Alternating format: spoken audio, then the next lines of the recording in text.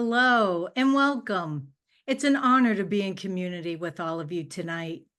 I'm Dr. Jill Krakow-Zincraft, Interim Executive Director of the National Women's History Alliance, and I'm so thrilled to welcome you to this celebration of Women's Equality Day. I want to acknowledge the incredible work of the committee that planned this event, and I hope you enjoyed the program they've put together for us. But before we dive into the program, I also want to let you know that I'll be back at the end of the event to announce the winners of a few special giveaways as promised, so stay tuned. Tonight, we are not just commemorating the progress we've made, we're honoring the women who paved the way and those who continue to lead us forward. Your presence here is a testament to the ongoing struggle for equality and the spirit that drives this movement. Together, we will continue to break barriers, shatter glass, and inspire future generations. I want to recognize the exceptional women and men who serve on our board of directors and advisory committee. You will meet many of them who will be speaking tonight, and their dedication to our mission is invaluable. Their leadership has been instrumental in advancing the cause of women's history and ensuring that women's voices are heard and celebrated. And so as we gather on Women's Equality Day, remember that this is not just a moment of reflection, but it is also a call to action. We stand on the shoulders of giants, and it is our responsibility to continue their work, uplift one another, and ensure that every woman's story is told. And speaking of giants, it is now my great honor to introduce a true pioneer in the field of women's history, Molly Murphy McGregor, our co-founder and former executive director, who has spent over 45 years advocating for the recognition of women's contributions to history. Her tireless work was instrumental in the establishment of Women's History Month. Molly's passion and dedication have inspired countless individuals, and her legacy continues to guide us as we strive for equality. I now am so honored to turn the program over to the remarkable Molly Murphy McGregor. Thank you, Jill, and thank you for your outstanding leadership for the National Women's History Alliance. We are so lucky to have you. And I also want to thank the people who are attending this webinar. Thank you not only for being here and celebrating Women's Equality Day, but for the work you do, ongoing work that you do for justice. And the last person I'd like to thank is Bella Abzug, Congresswoman Bella Abzug, who in 1971 authored the legislation for Women's Equality Day to ensure that the anniversary of women winning the right to vote would be celebrated, and to provide an opportunity to recognize the hundreds of thousands who worked for women's right to vote. Carrie Chapman Catt, one of the leaders of the women's suffrage movement, said it best. Winning the right to vote cost the women of this country 72 years of pauseless campaigning. Millions of dollars were raised. Hundreds of women gave the accumulated possibilities of entire lifetimes, and hundreds of thousands gave constant interest and such aid as they could. Young suffragists who helped forge the last link, young suffragists who helped forge the last links of that chain were not born when it began. Old suffragists who helped forge the first link were dead when it ended. Clearly, Carrie Chapman Catt has passed the torch to us, the challenge to carry on. And now I'd like to pass it on and introduce my friend and colleague who for her entire life has been working for justice and equality as an educator and filmmaker, who founded Wild West Women Films and today serves as president of the board of directors of the National Women's History Alliance, Martha Wheelock. Thank you, Molly. Thank you, Jill. And thank you all for joining us today as we honor the legacy of our foremothers who fought bravely to widen the margins of women's lives and advance women's rights. These courageous American women dared to envision a life beyond the confines of the established patriarchy, beyond motherhood and domestic servitude. As early as 1776, Abigail Adams warned her husband that if, quote, unlimited power was in the hands of the husbands, women were determined to foment a revolution and not be bound to any law in which they had no voice or representation. And foment a revolution they did. In 1848, at the Seneca Falls Convention, Elizabeth Cady Stanton demanded just basic rights. The right to an education, to own property, to speak in public, to work and receive fair wages, and the right to vote, the most significant and dangerous demand of all. So for 72 years, 935 campaigns, countless marches, lobbying, picketing the White House, arrests, hunger strikes, and force feedings, these women fought without guns or troops. And in 1920, millions of American women won the right to vote. Their victory is an empowering story of the persistence, collaboration, and hope. This hard-won victory opened the gates to other progresses in education, employment, political representation, and the ongoing fight for equality. With the vote, women gained self-empowerment and opportunities. The suffrage movement had no predecessor to follow. It was the invention and determination of ordinary women who heard the rightness of their cause beating loudly in their hearts. They never gave up, and neither can we. We must continue the work they began. The ERA must become an amendment. Progress takes time, but we must choose the discipline of hope over the ease of complacency. So what do we learn from this women's suffrage movement? First, that gaining one right leads to gaining other rights. As Hillary Clinton just said, when a barrier falls for one of us, it clears the way for all of us. Second, victory is hard won. It requires time and sacrifice. And it is the energies of hope and commitment that drive us forward. Consider the progress since 1920. Today, 59% of college students are women. 53% of the electorates are women, and women make up 40% of doctors, 45% of lawyers, and there's a lot more work to do in other fields. Only 150 women, just 28%, serve in the US Congress. We must continue to advance, inspired by those who came before us. Let us not squander the right these suffragists won for us. Vote, vote, and help others to vote, especially women. The torch has been passed, and now it's up to us to keep the flame of progress burning. Several years ago, when Geraldine Ferraro was nominated for vice president in 1984, my partner Kay Weaver and I knew we had to highlight women's contributions.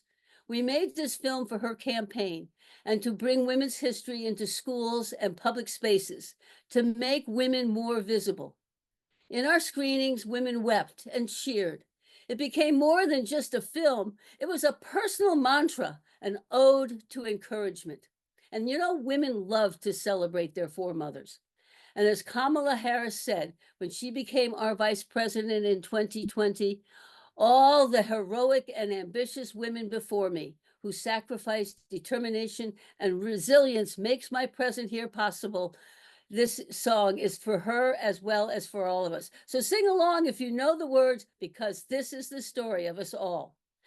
Here's One Fine Day. It's also available on our website, wildwestwomen.org.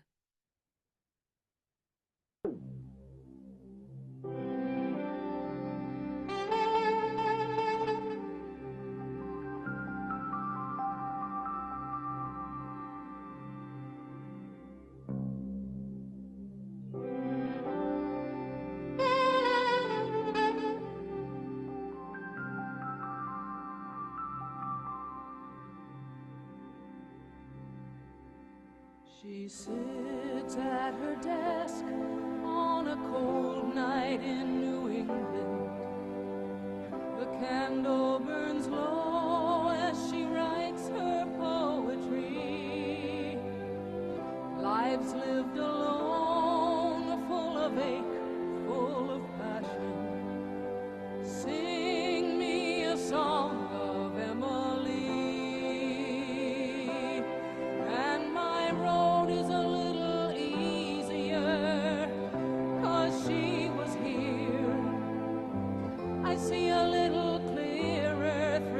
the darkness called fear.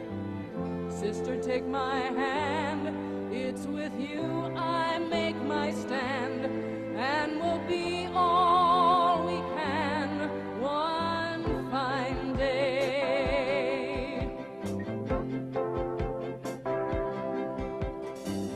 Daughter of Nebraska, lover of women, painting with words the music she hears. Her letters are burning, but her life is not forgotten. Will a Catholic red cloud pioneer, and my road is a little easier, 'cause she was here. I see a little clearer through the darkness called fear. Sister, take my hand, it's with you I make my stand, and we'll be all we can one fine day.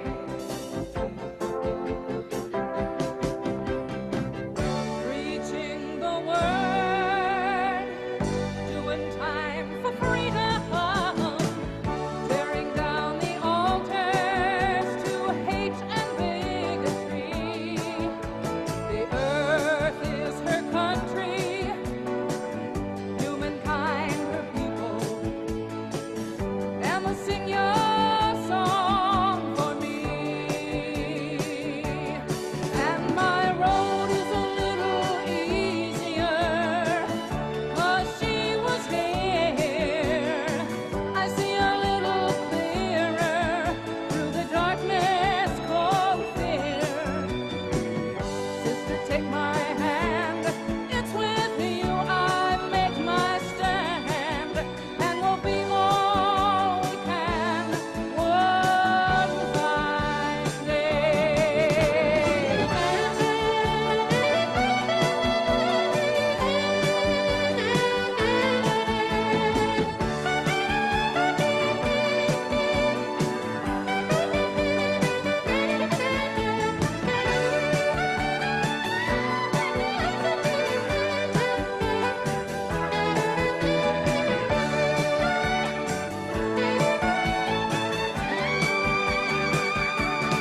And my road is a little easier, 'cause they were here. I see a little clearer through the darkness called fear. Sister, take my hand, it's with you I make my stand, and we'll be all we can one fine day, one fine day, one fine day, one fine day, one fine day, one fine day.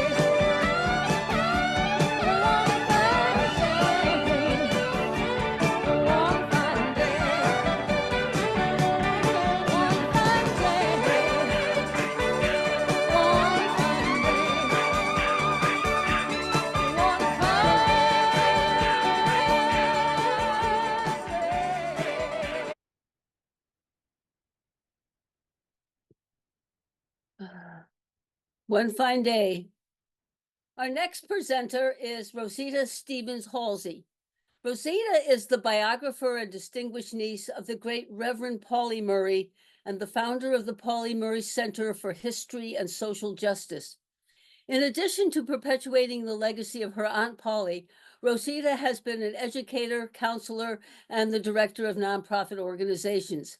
She is an engaged activist and an inspiring storyteller. Please learn about Reverend Pauli Murray, a legal advocate for justice and legal rights. She worked on the Brown versus Education argument and on the 14th Amendment rights alongside Ruth Bader Ginsburg. A wonderful film portrait of Pauli streams on PBS. Rosita? Thank you, Martha. Hello, everyone. My name is Rosita Stevens-Holsey, and I am the Executive Vice President of the National Women's History Alliance Board. I'm delighted to speak to you today about Women's History Month. National Women's History celebrations began in 1978 as a week-long celebration in Sonoma, California, centered around International Women's Day on March 8th. The success of that event led to a national movement, and by 1987, it had grown into a month-long celebration we know today. This transformation was driven by the dedication of countless individuals and organizations, all brought together by the National Women's History Alliance. Each year, the Alliance creates the theme for Women's History Month, which is used by many organizations, from corporations to the military to government agencies. It's a responsibility we take to heart. I'm proud to announce our theme for 2025, Moving Forward Together, Women Educating and Inspiring Generations. At the Alliance, our mission is to honor and uplift women who have often been overlooked in history. As we say, our history helps us learn who we are. Without it, our power and dreams are diminished. Our 2025 theme is about inspiring younger generations with the stories of women who came before us. We hope that you will join us in celebrating and recognizing the achievements of women in all areas of life: science, community, literature, education, and beyond. There are many ways to bring this theme to to life through presentations, museum visits, book clubs, or even a simple gathering to celebrate the women who inspire you. We're here to support you with ideas and resources. I look forward to celebrating Women's History Month with all of you. It's my honor to introduce two incredible women and fellow board members. First, Reverend Dr. Terry Ofori, whose wisdom and passion continue to inspire us all.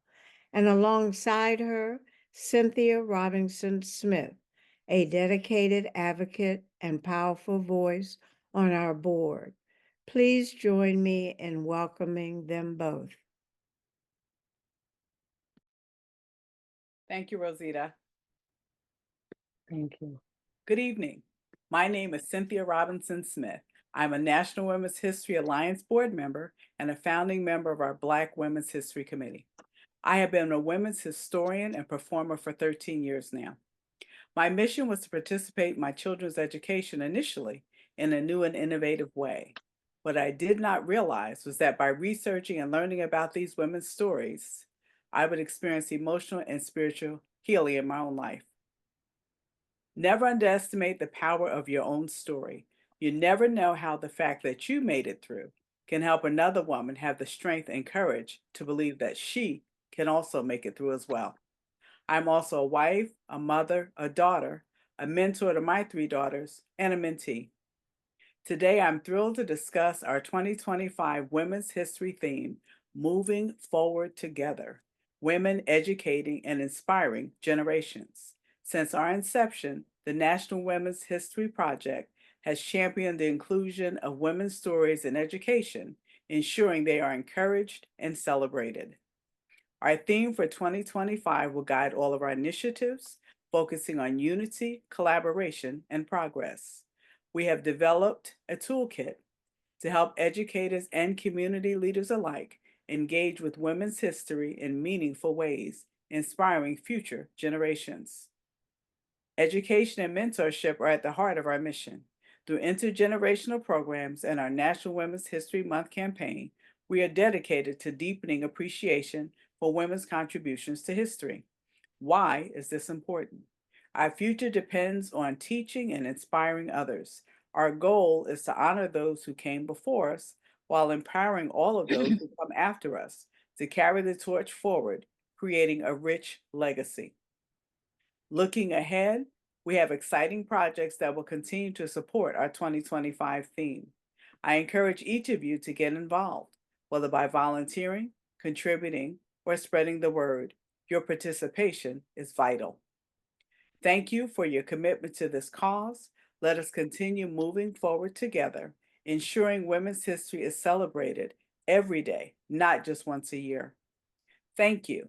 And now I turn the program over to my accomplished colleague, Reverend Dr. Terry Ofori. Thank you, Cynthia. Good evening, everyone. It is truly an honor to be here with you today. Such a diverse and powerful group of women, ranging from bright-eyed high school students to wise and seasoned seniors. My name is Terry Ofori, and I'm a board member of the National Women's History Alliance and a member of the Black Women's History Committee. I am deeply passionate about our mission to ensure that women's contributions to American history are not only recognized, but also celebrated and passed down to future generations. This year, our theme, Moving Forward Together, Women Who Educate and Inspire, resonates deeply with me. It is more than just a theme. It is a call to action that speaks to the heart of what we as women can achieve when we unite. We have always been the educators, the mentors, and the torchbearers for future generations. But today we must also be the historians, ensuring that the stories of women like ourselves and our foremothers are told, preserved, and revered. As an educator and a lifelong advocate for women's empowerment, I've dedicated much of my life to mentoring young women, particularly women of color. In 2008, I founded a mentoring program called Sisters in Spirit. This program was created with the vision to empower women through spirituality, a source of strength that has always guided my journey. Our work at NWHA is essential because education is the most powerful tool we have to change the world. When we teach young women about the contributions of those who came before them, we ignite a spark of possibility. We tell them, you can do this too. You can be a trailblazer, a leader, and a world changer, even President of the United States. This brings me to a moment in history that fills my heart with pride and hope. The nomination of Vice President Kamala Harris as the Democratic nominee for President of the United States. Her story is a testament to the power of perseverance and the importance of representation. For the first time, millions of young women, especially women of color, can see themselves reflected in the highest echelons of leadership in this country. Vice President Harris's journey is more than just her own. It is a beacon of hope for all women, showing us that the highest glass ceiling can indeed be shattered. At NWHA, we understand the significance of these moments. We are committed to creating educational resources and initiatives that highlight the extraordinary contributions of women throughout history and women around the world. Whether it's through our Women's History Campaign, educational toolkits, or grassroots outreach, we are working tirelessly to ensure that women's history is woven into the fabric of our society. We will lift up her story. But we cannot do this alone. I'm so glad you joined us tonight because we need your voices, your stories, and your passion. As we move forward together, I encourage each of you to join our campaign to ensure that the contributions of women inspire not just us, but future generations. Let's continue to educate, mentor, and inspire. Let's make sure that the stories of all women, like each one of you, are told, celebrated, and remembered. Thank you for your dedication to this cause. Together, we will move forward, making history every step of the way. Now it is my pleasure to introduce two remarkable leaders, fellow board members, Yapa Nakazwe Masia and Kruthi Durasaini. Their dedication to advancing our mission and their passion for empowering women is truly inspiring. Please join me in welcoming Liapa and Kruthi to share their insights with us today. Thank you. Hi everyone, my name is Kruthi Durisamy, and I am so honored to have gotten the opportunity to speak here with all of you today. I am going to my freshman year at University of Washington, and along with being a student, I've been a proud board member of the National Women's History Alliance since 2022. And while those 2 years may seem long, the NWHA has been sending much before that. The National Women's History Alliance has had a long, successful history, of which I'm sure many have heard time and time again, as we are, or at least I am, incredibly proud of and love to share it. The NWHA was founded in 1980, and after a hard 7 years, the organization led our communities into calling for March to be named Women's History Month. And at the helm of this organization was our founder, Molly McGregor, who everyone was introduced to at the beginning of the webinar. Molly has had a profound impact not only on this organization, but our communities as a whole, with her commitment to furthering women's rights and equity. But after a long 40+ years of guiding us and putting in the hard work, Molly has retired at the end of 2023. And before we start with the tears and before we start with you, we also want to share some happy news. As times change and as communities grow, we want to encourage and uplift younger generations to join the cause and continue the work our foremothers have done to advance equity. And to jumpstart that, we are excited to announce our Passing the Torch campaign as Molly McGregor steps down to hand the reins of the organization she built from the ground up to our next generation of women's history makers. For this campaign, we have set an ambitious goal of $500,000, and before you look so shocked, rest assured that this will go to good use in supporting the many impactful programs that the National Women's History Alliance offers. Your generous contributions will help us continue building our community of women's history enthusiasts and expand our initiatives, including educational resources, public outreach, and advocacy efforts. With this funding, we aim to ensure that women's history reaches every corner of our country and beyond, upholding and advancing the values that have always been at the heart of our mission. Your contribution is not only to protect everything our community members have built, but to learn and grow as the world around us changes at a rapid rate. Women's history is not a lost cause, even though some drastic changes to women's rights and laws protecting women have occurred, which may make it seem like it is. And we hope you join our journey in continuing our legacy. Thank you.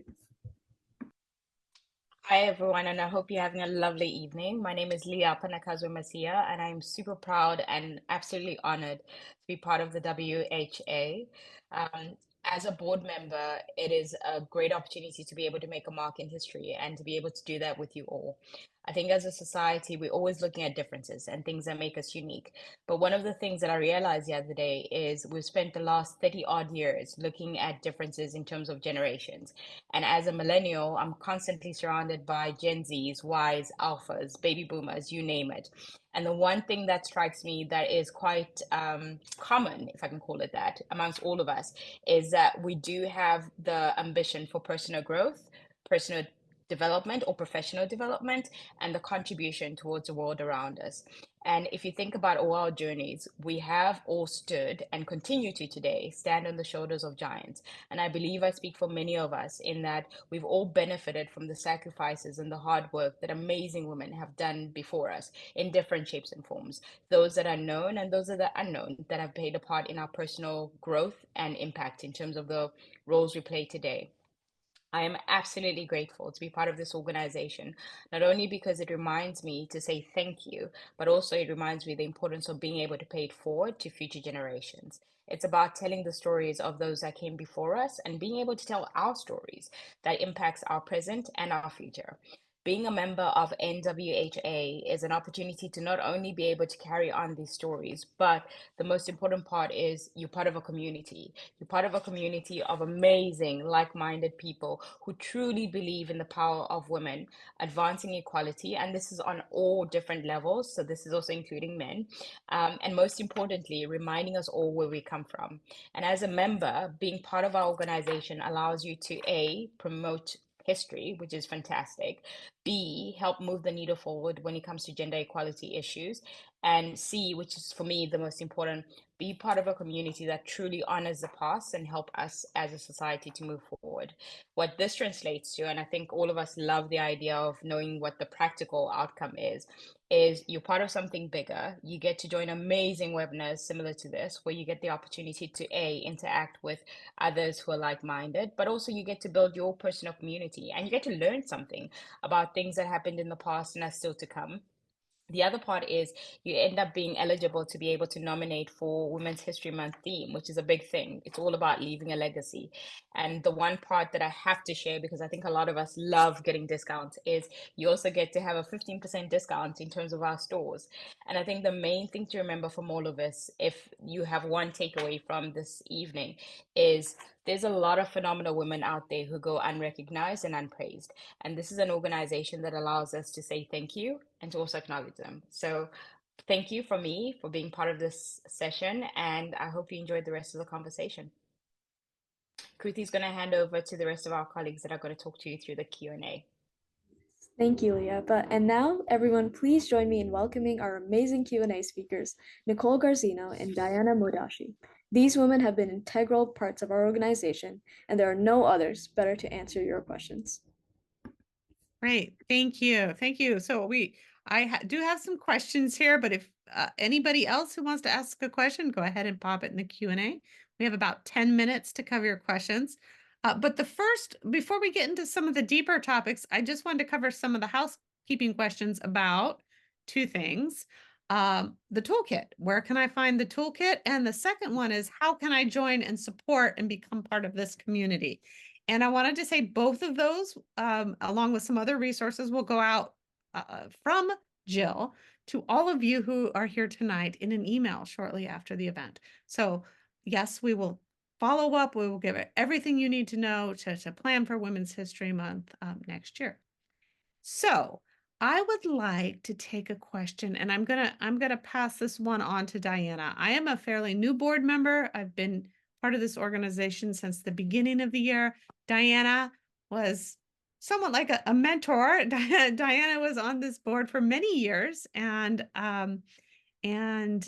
asked me to join and become part of this community, like we're asking you today, and she hooked me. So I'm here, but Diana's more of the expert. So I am going to take a question here and say, if I'm part of an organization out in my community, somewhere across the country or in the world, how can I connect the National Women's History Alliance to host or do something in my own community? And Diana is an expert at this because Diana does this all the time.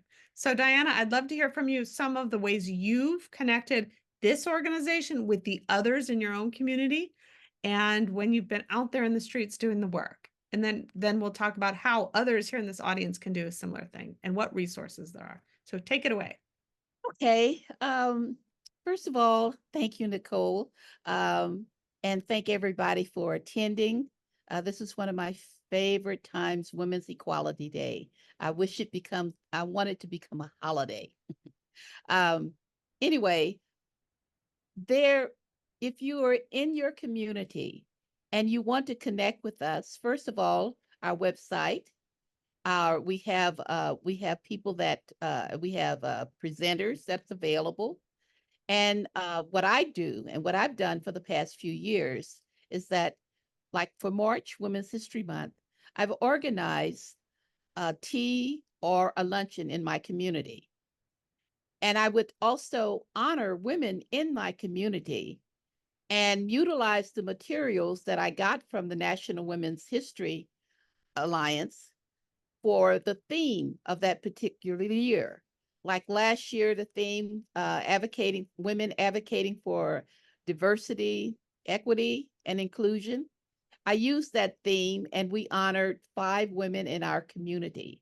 What that allowed people to do is to learn more about the women that were active in their community, what they were doing, so they can take some to know their own history. And also the connection with the National Women's History Alliance, they got to learn and use our resources to learn more about other women. When I was growing, to make it simple, there, for me, when I was coming up in school, there was Betsy Ross in the flag and not too much about all of the other women that were doing things. And so once I connected with the National Women's History Alliance, that enabled me to grow in my knowledge about what women were doing, have done, and the powerfulness that they have given to us in our society. Does that cover? We can, Well, yeah. you can become a partner.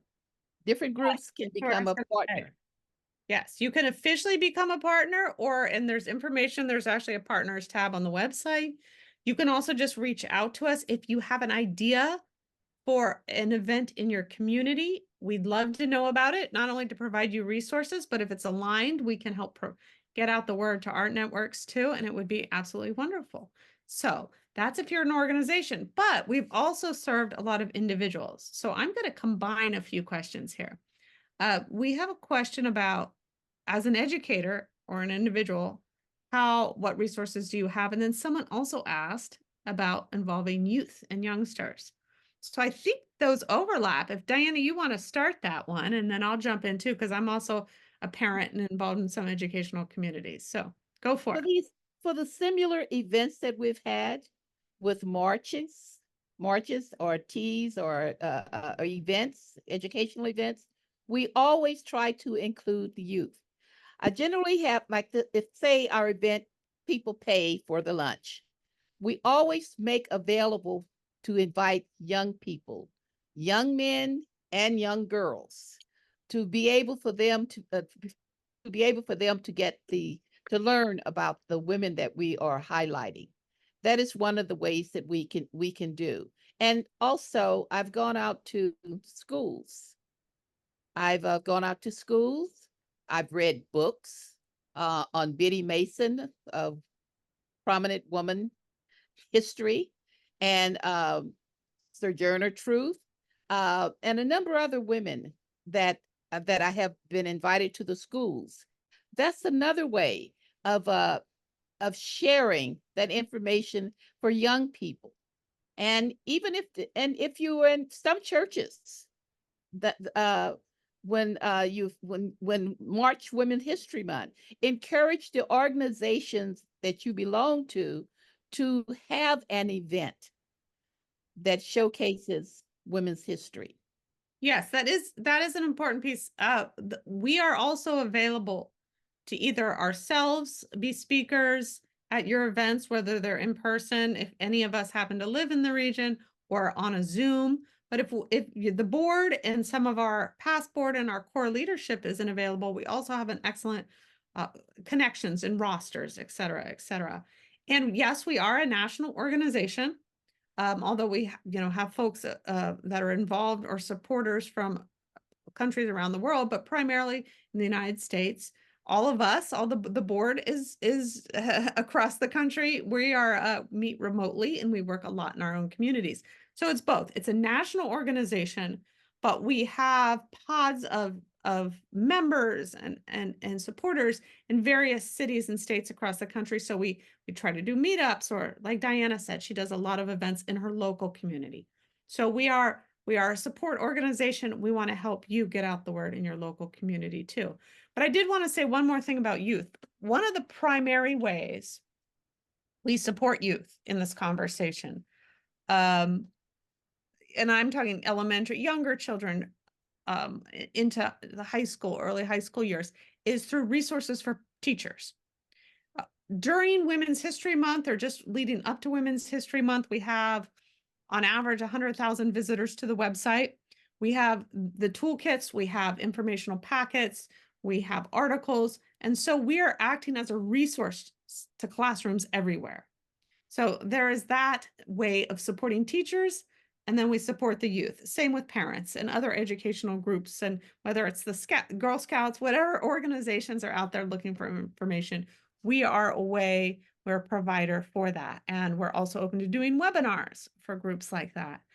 So that's definitely one way. And as you'll see, we also, Kruthi is now in college, first year in college, but we've incorporated when she was in high school. So we've incorporated young people in our board and leadership as well as they get to the older ages of youth.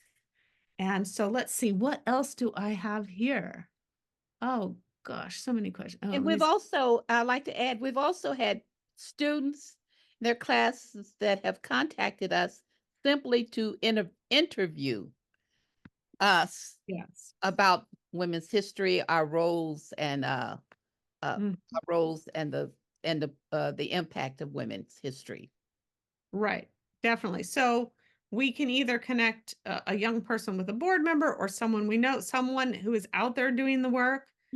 Again, because we've been around for decades, we have great connections to the leaders. And so student groups, individual students, we are a very, as you can see, almost all volunteer organization, very accessible, very open. We're here, get in connection with us, and we can support you in that work. So we've got some great questions. Let's see. Let's keep scrolling down. Sorry about this, y'all. Okay. Yes. What resources do we offer to help organizations incorporate women's history throughout the year? So not just, we are well known for helping to found Women's History Month, but we're here year round. We're doing the work year round. Diana, you already talked about some of the work you do at other times of the year, but do you want to add to that? How? Yes, for different events or whatever we've received requests again for our input for speakers. The Air Force, some of our Air Force, we have been speakers at some of their bases when they've had their different programs. July 4th, that people have been asked for speakers. It all depends on what the organization the person wants. We Right. can tailor ourselves to the event that they, to help them with the event. And usually the knowledge is general. The knowledge is not just for Women's Equality Day or March. The Right. knowledge is, year round, day in, day out. So we can share that information with them depending on what the request is. And we are happy to do this. It is fun. I've had most fun interacting with young people and even some of the older people. There was a group in our senior citizen facility, gone out and talked with them because they need speakers. So therefore, someone said, well, contact someone in the National Women's History Alliance. Right. So they got a speaker for their program. Great. Before we move on, I wanted to ask a question that an audience member brought up. Let's turn this over to our founders, to some of the board members here on the call, and ask, what do they feel is the greatest achievement this organization has made since its founding? So how about Martha, Molly? One of you want to take this? There. Molly, you need to unmute. It's not the first time someone said that to me. Anyway, when we began organizing, remember, we were just grassroots organizers. We didn't have PhDs and we didn't have institutional support. This is 1978. And we knew that invisibility was the #1 form of bias. And we wanted to get people's attention to focus on women because teachers only teach what they know, and they knew nothing. So going to the county schools and asking them to put Women's History Week on the school calendar the week of March 8th. So we would be celebrating women internationally. We'd make sure it was multicultural, and we celebrate women as workers in the home and outside the home. So that was 1978. immediately began distributing information to the schools. And I have to tell you that the initial reaction from teachers was, "You're making this up. I never learned this. Why would I teach this? You're just saying that to make yourself feel better." And then I would conduct teacher trainings throughout the country and I'd ask to name 5 men in American history, and people would dutifully name 5 presidents. And then when I said name 5 women, Betsy Ross came up often, and sometimes people even use the Statue of Liberty. So for you to ask me what the change has been, I can't even begin to tell you the expansion of women's history, the organizations that participate in women's history, the things that people do at every level, local, state, national, and of course we do get some international stuff now and again, but the work that women have done, women and men have done together, is extraordinary. When I started getting emails about plans that people were making for the centennial, I'm talking about thousands of people. So we went from being this little grassroots organizing foursome that we thought maybe we could do something in Sonoma County or maybe California, who knows. But because I attended a conference in 1979 that was chaired by Gerda Lerner, who is the pioneer in women's history. And it was attended by the presidents of NOW, of AAW, of any of the big organizations you can think of, Girl Scouts. They went for the idea immediately, and it was like grass fire. And in 1980, I was at that time the director of our Commission on the Status of Women, and I received a phone call, and it was the White House calling for Molly McGregor. And I said, "Oh, one moment, please." And I put them on hold. And as it turned out, it was Sarah Weddington, who was President Carter's special assistant, telling me that President Carter was issuing a presidential message to the country. And from then on, it's just expanded more and more and more at every level. Teachers would be insulted today if I even suggested that they couldn't name 5 women in history, because of course they can, and we have so much of it as living history. So I would tell you that our great, we planted the seeds. That's what I'd say. We planted the seeds and watched them grow because of the thousands of people who took up the banner and made it possible in their own community, in their own state. Mark, you want to say something else? And I would add that we remained relevant. We're very relevant today. Someone had a question about the ERA.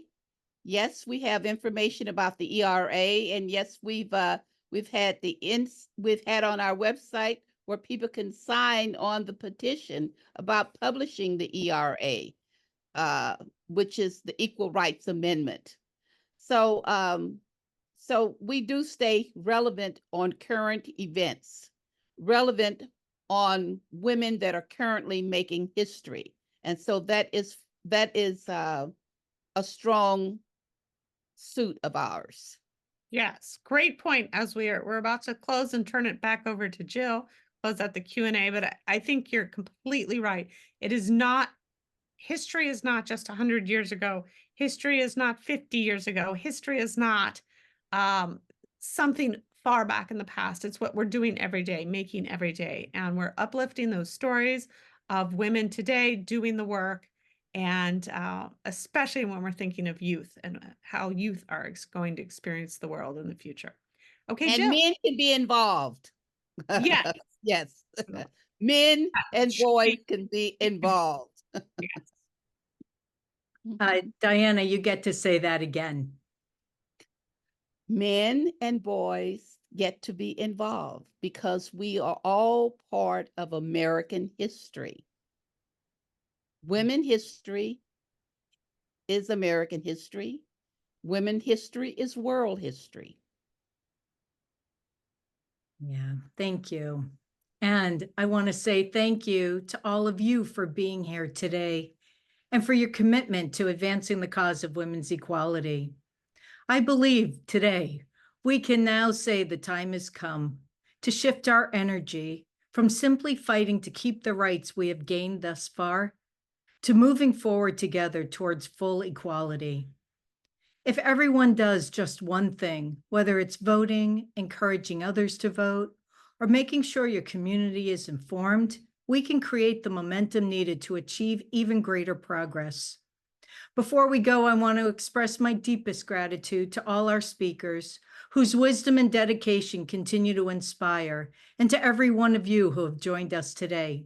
Your presence here is a testament to the enduring power of women's voices and the change we can create together. And now, just for a little bit of fun, we're going to spin the wheel to randomly select 3 winners, as promised, who will each receive a Women Win the Vote sash, which we were all wearing tonight. So I'm going to share my screen, and I'm going to spin 3 times quickly. And so our first winner is Richard Obar. Our second winner is JJ Wilson. Congratulations.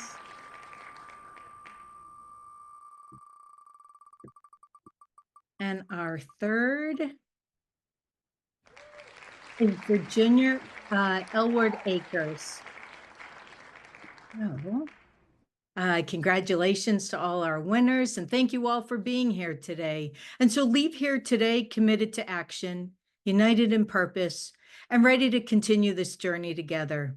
Because when women stand together, there is no limit to what we can achieve. So good night, be well, and vote.